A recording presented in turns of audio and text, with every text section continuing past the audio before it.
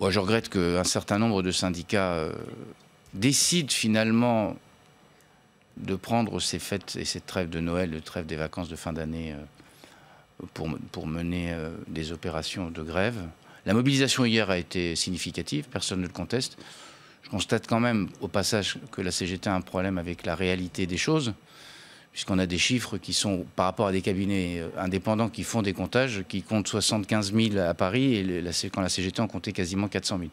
Quand on décrit comme ça la réalité, il y a un petit sujet. C'est pas en gonflant les chiffres qu'on gonfle le crédit. Il y avait une mobilisation significative, en particulier à Paris, légèrement supérieure et légèrement inférieure, plutôt inférieure, même en province, avec un taux de grévistes qui a baissé.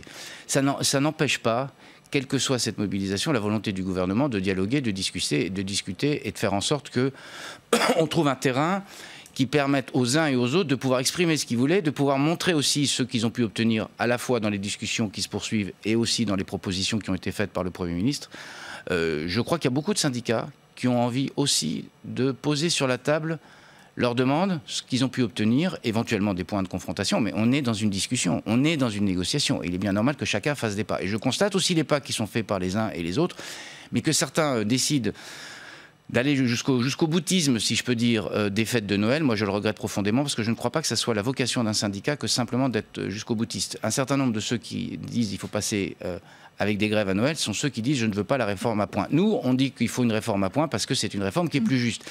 Quand on me démontrera, et ça n'est pas le cas, et aucun de ceux qui s'y ont opposés farouchement ne l'ont démontré jusqu'alors, que le système actuel est juste, alors on pourra en discuter. Mais le système, et ils le savent, le système actuel n'est pas juste. Et donc, on discute avec tout le monde, et manifestement, il y a un certain nombre de responsables syndicaux, responsables au premier sens du terme, qui ont décidé de poursuivre la discussion pour faire en sorte qu'on aboutisse. Mais sur cette trêve de Noël, justement, le sénateur qui était juste là avant vous sur ce plateau, Bernard Jomier, disait c'est aussi la responsabilité du gouvernement que d'avoir choisi ce calendrier. Peut-être aurait-il fallu entamer les discussions à un autre moment.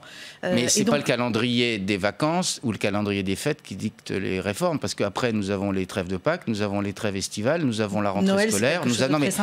À tout moment dans l'année, des Français qu'on prive de moyens de transport sont pénalisés. Je veux dire, c'est pas seulement la question de Noël. Il y a les trêves de Noël, parce que là, c'est le moment où les familles se rejoignent.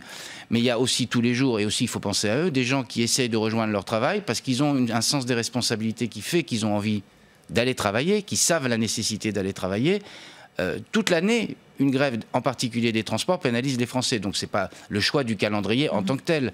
Le calendrier, à tout moment, quelque chose qui empêche les Français de se déplacer d'un point A à un point B est un problème. Donc c'est pas...